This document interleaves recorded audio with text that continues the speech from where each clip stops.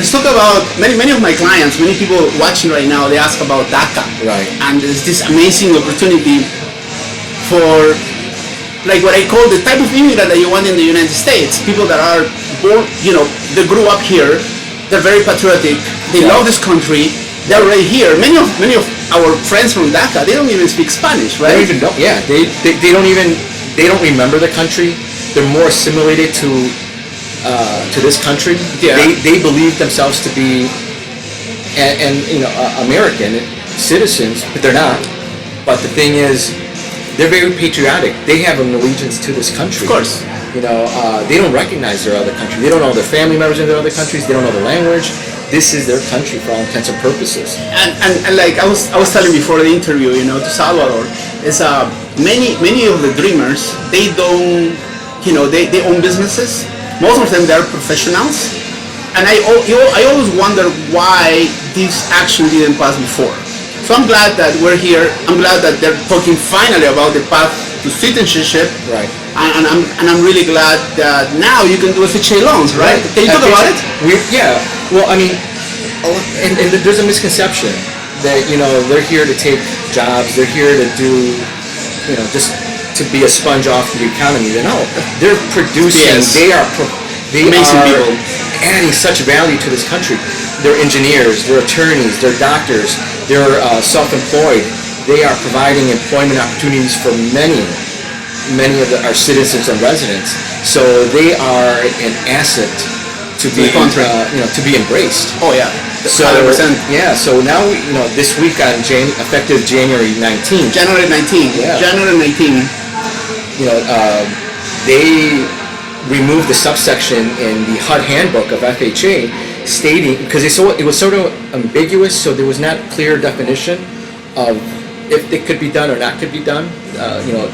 Continue doing the financing for the DACA recipients, otherwise known as dreamers. So they removed that subsection, and because they removed that subsection, now these dreamers are now able to purchase their home as any U.S. citizen or resident. There's no additional guidelines or overlays. What it is, it's 3.5% down. 3.5% down on a single-family home in a 2 to 4 unit property. You can't beat that. Can't beat that. It needs to be owner-occupied, right? It has to be owner-occupied. It's got to be primary residence. Your primary residence, owner-occupied. Well, FHA, that's all it is. So it's pretty much FHA guidelines. There's no variance. God bless. Your minimum credit score is a 580. Okay. Your minimum down is 3.5% down. You have to be a resident. I mean, you have to have a job here. You need to have your Social Security number. It has to be valid. You have to have your permit to work. Yeah. Okay. You need to have. You don't have income, down payment, credit. Credit. Like pretty much like any loan, but with FHA guidelines. Yeah. It's the same guidelines that applies to everybody. There's no special consideration. It is just a regular FHA loan. And that's why we are immigrants. We ask for opportunity. We don't ask for any specific status or favor. Just treat us the same, and we will contribute. The debt-to-income ratio, the amount of debt that you carry against your income is the same for you and I, for anybody.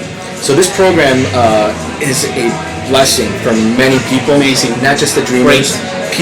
Single moms. I've helped so many single moms buy multifamily properties with renovation tied into it, where they're now, instead of settling for a smaller condo because of their income may not be as high in certain areas that they want to live in, here now they're using the rents to help supplement the mortgage payment. So you can buy a multi-unit, right? Multi-unit. Instead of buying, not necessarily single family, up to 4 units. Yeah. So say you live in 1 unit, right? You have to live in 1 unit. You live in 1 unit, primary residence, but then you can rent 3. Right. Or you can rent 2, depending, 2 flat, 3 flat, or duplexes like we have here in Texas. Right. And in the Chicago market, there's a lot of mixed-use properties. Correct. Yeah. So you can do it. I'm actually helping a gentleman right now buy a mixed-use property. Mixed-use property. So basically, you have a business, a place of business, like a storefront, right? Right. Storefront, doctor's office, anything. As long as it's not like a bar or a dry cleaning on the premises. Well, there's certain guidelines. Yeah. Right. But otherwise, I mean, you can have an office, a storefront on the first floor, And as long as you're living in one of the residential units, You're good. collecting Good to rent. go. Yeah. So, and you use the rents to help qualify as well. So it's great. Can't beat it, man. You can't beat it. So there's so many opportunities that are being offered to the community. And I say to the community, not just to a certain segment, the entire community.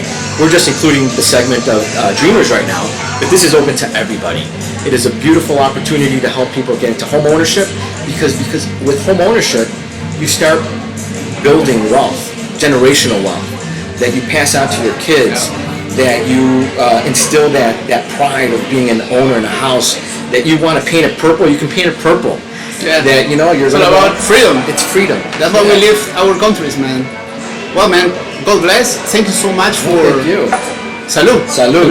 Thanks so much for attending my call and being here. And, you know, Salvador Villalobos.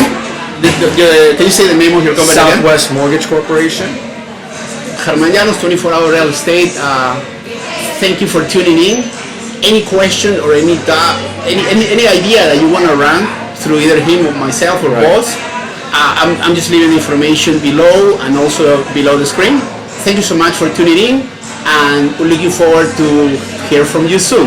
And I look to see running into you on the flight path. There you go. There you go. See you there.